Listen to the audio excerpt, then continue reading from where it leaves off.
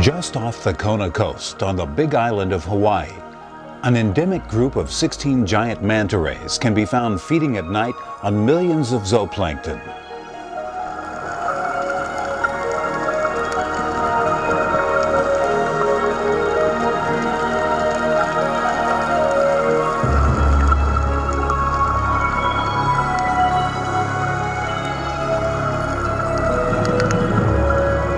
With their giant wings of up to 12 feet across, they fly and somersault, like acrobatic pilots through the ocean night of underwater blackness.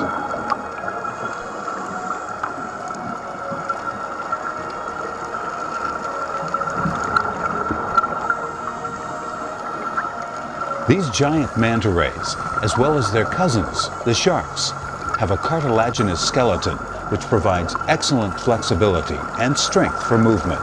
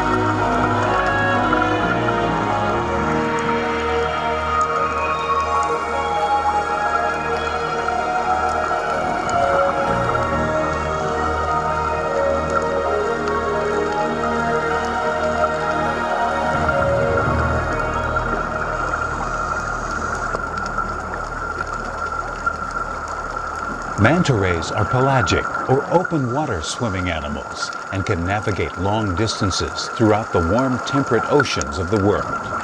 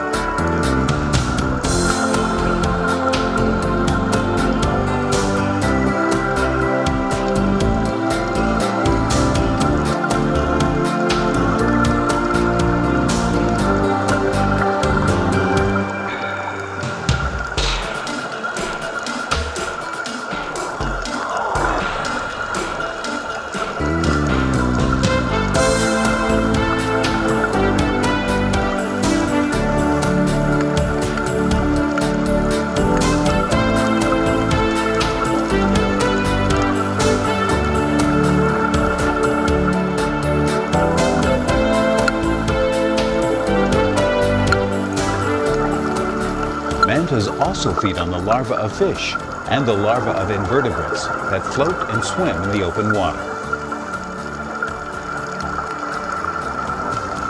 They seek out dense swarms of zooplankton that are found in open water.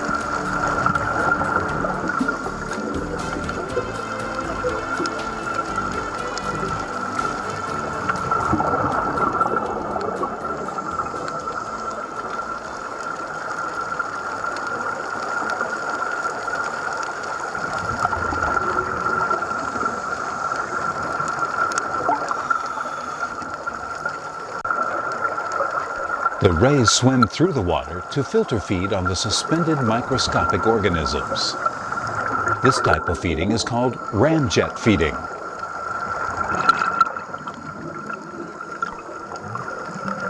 This differs from whale sharks, which suck water in and push water out past their gill rakers and are suction filter feeders.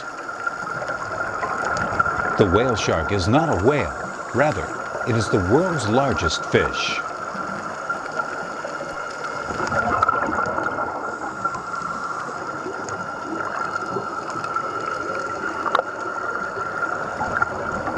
The giant mantas, with their pectoral fins modified into wings, are drawn here at night to the incredible concentrations of zooplankton. The zooplankton, or animal plankton, are tiny shrimp-like microcrustacean organisms that cannot effectively swim against the ocean currents.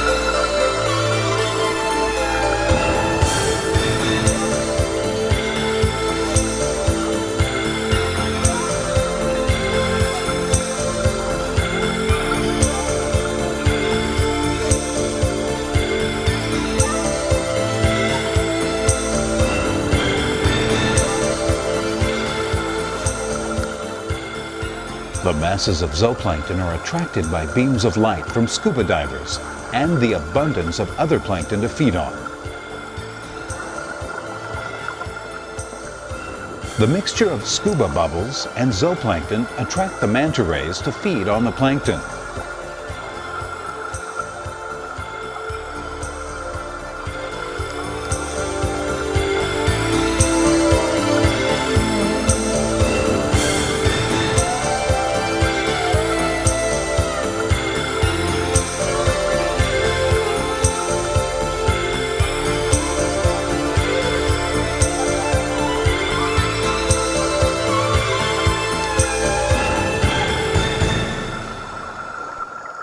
These rays swoop and circle through dense clouds of zooplankton, filtering the tiny animals from the ocean with their huge gaping mouths.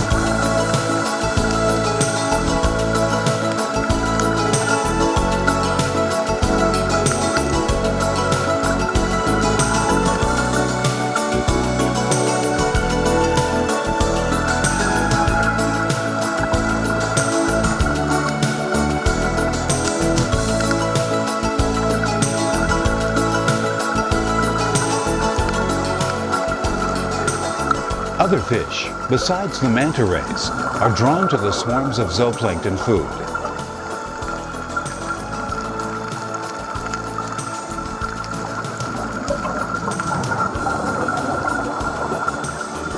These yellowtail goatfishes gorge on the abundance of tiny zooplankton found here at night.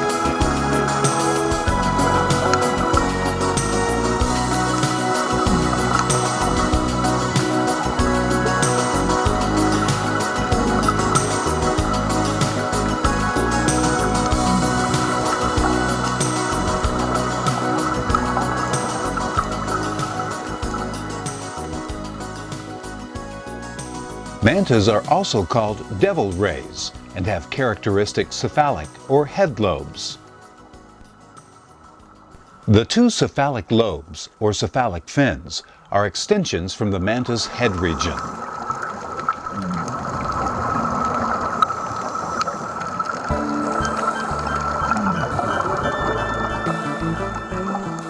The cephalic lobes help to funnel the swarms of zooplankton into the manta's mouth. The zooplankton are filtered by the gill rakers located on the manta ray's 5 gill arches. From there, the mantas swallow the zooplankton.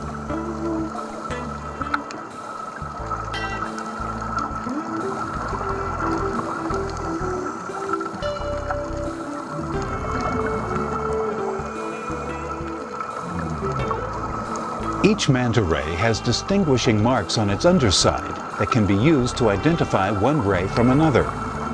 Much like the markings on the tail flukes of a whale are used for identification.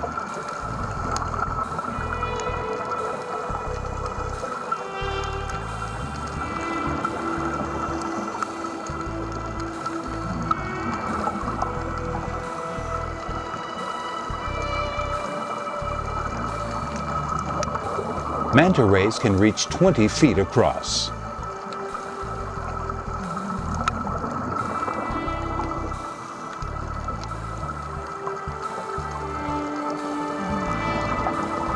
There is still some disagreement on whether they should be classified as one species or several different species throughout the oceans of the world.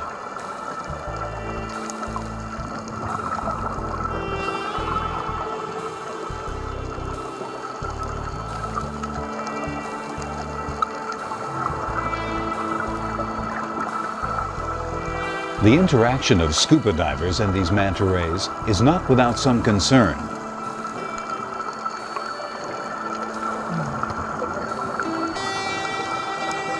In order to prevent scraping or injuring the manta ray's cartilaginous skin, all divers must remove their snorkels before they enter the water. No one is to touch or make contact with the rays in order to ensure that the protective antibacterial slime or mucus layer remains intact. The mucus layer repels infection.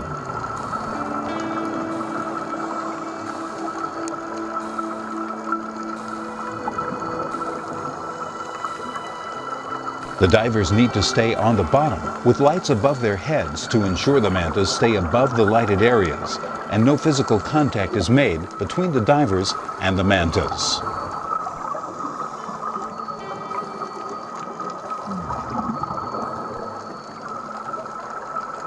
By clustering the lights, more zooplankton is attracted to the lighted columns of water.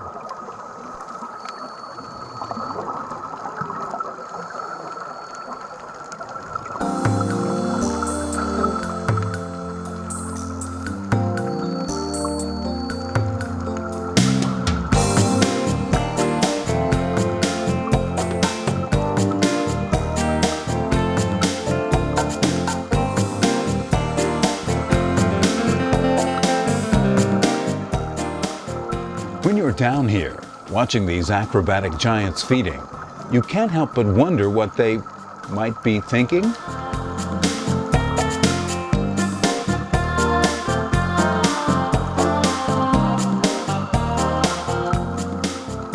What capacity for reasoning and learned behavior do these magnificent animals have?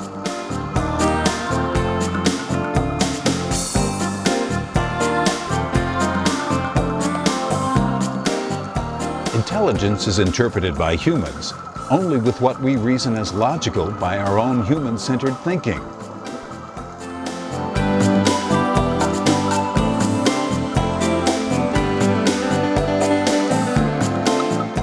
The feeding behavior you are witnessing may very well be motivated by more than just zooplankton feeding behavior, which appears to us to be the singular reason for their abundance and behavior.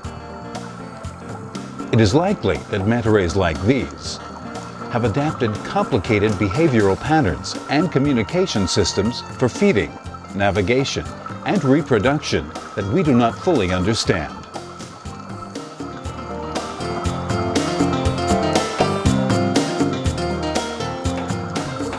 It is well known that 2/3 of the Earth's surface is covered by the vast, deep, open oceans.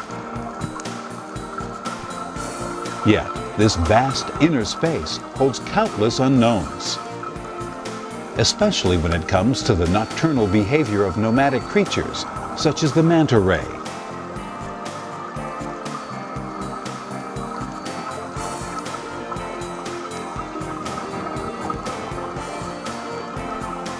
As an aquatic biologist, I have always been amazed by how quick we are to make generalizations that all individuals of any animal population, such as these manta rays, all behave and respond in the same manner. What about individual variation in behavior and adaptation? For if you think about it, they have been around a lot longer than you or I.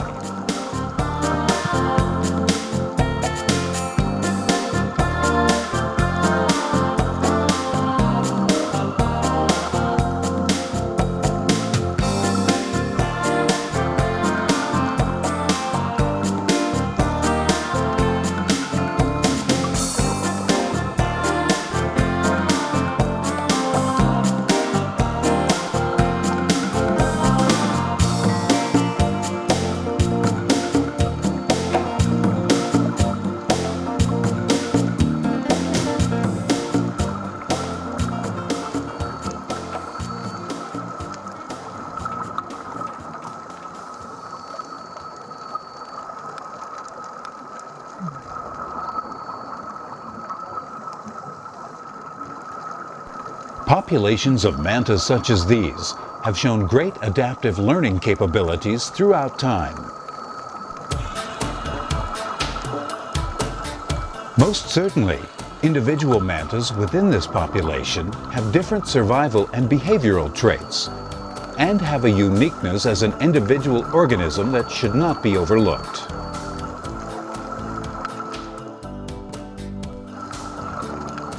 This individualized behavior and adaptation within a population has been observed in many large marine pelagic animals, such as dolphins,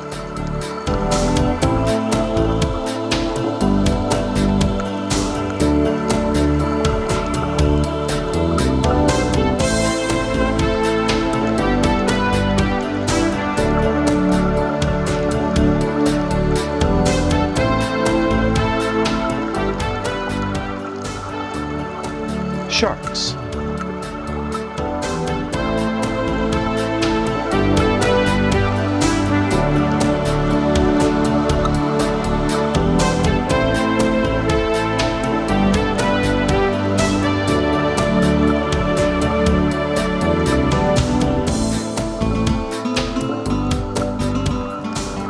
turtles,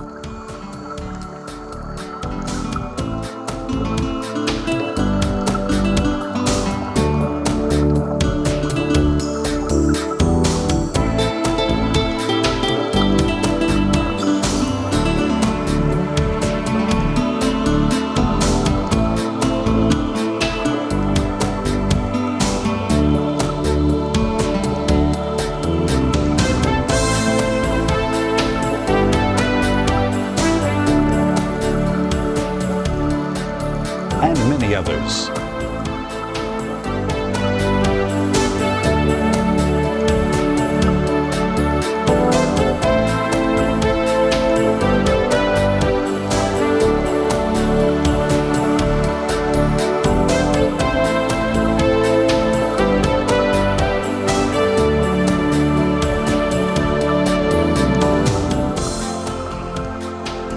It is an adventure of a lifetime to marvel at these acrobatic, gentle giants and witness the power and grace of these magnificent animals.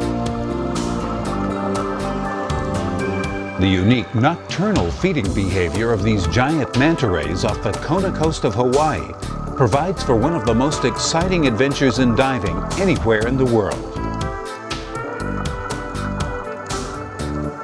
If we are responsible enough to respect and carefully interact with these gentle giants, future generations will continue to marvel at the night flight of the giant manta rays.